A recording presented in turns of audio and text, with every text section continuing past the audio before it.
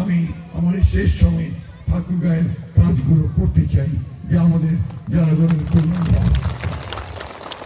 ঠাকুরগাঁ অবহেলিত এলাকা, ঠাকুরগাঁকে দরিদ্র এলাকা, এখানে আপনার কোনো কলকারখানা নাই। সেই জন্যে আমরা এখানে একটা এক্সপোর্ট প্রমোশন জোন, অর্থাৎ যে সমস্ত কারখানা করলে বিদেশে রপ্তানি করা যাবে সেইগুলো একটা এক্সপোর্ট প্রমোশন জোন এখানে করতে চাই। কৃষিভিত্তিক শিল্প প্রতিষ্ঠান গড়ে তুলতে চাই।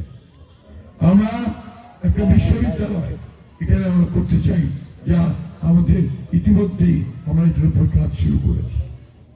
আমরা একটা মেডিকেল কলেজ এখানে করতে চাই, যে আমাদের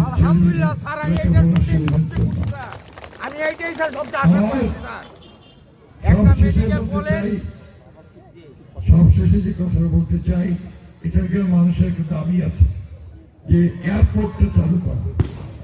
আমি মনে করি যে এয়ারপোর্ট চালু তখনই ফলপ্রসূ হবে যদি আমরা এখানে ব্যবসা বাণিজ্য বাড়াতে পারি, কলকারখানা বাড়াতে পারি, তাহলেই এয়ারপোর্টটা ভায়াবল হবে, ফিজিবল হবে, তা না হলে ভালো হবে।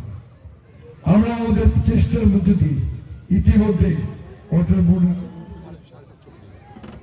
বোর্ডের 750 কোটি টাকার প্রজেক্ট আমরা এখানে আনার ব্যবস্থা করেছি। আমরা এলজিডির 500 কোটি টাকার একটা প্রজেক্ট এখানে আসছে। পৌরসভায় এই কাজগুলো দেখছেন, 350 কোটি টাকার কাজ এখানে শুরু হয়েছে, এগুলো হবে।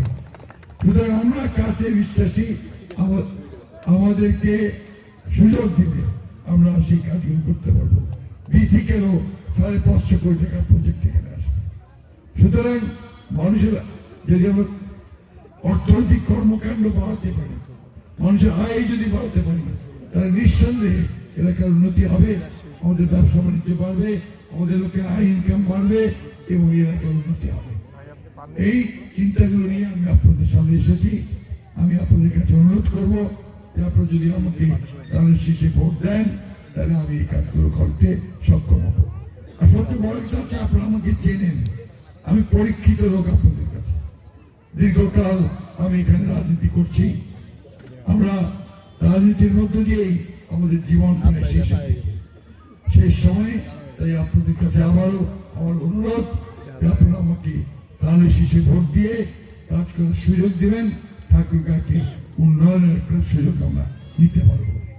আমি বক্তব্য দীর্ঘ করবো না। আমি অন্য পলিটিক্যাল পার্টি কোনো এখানে সমালোচনা করতে আসিনি। আমি শুধু একটা কথা আপনাদের বলতে এসেছি যে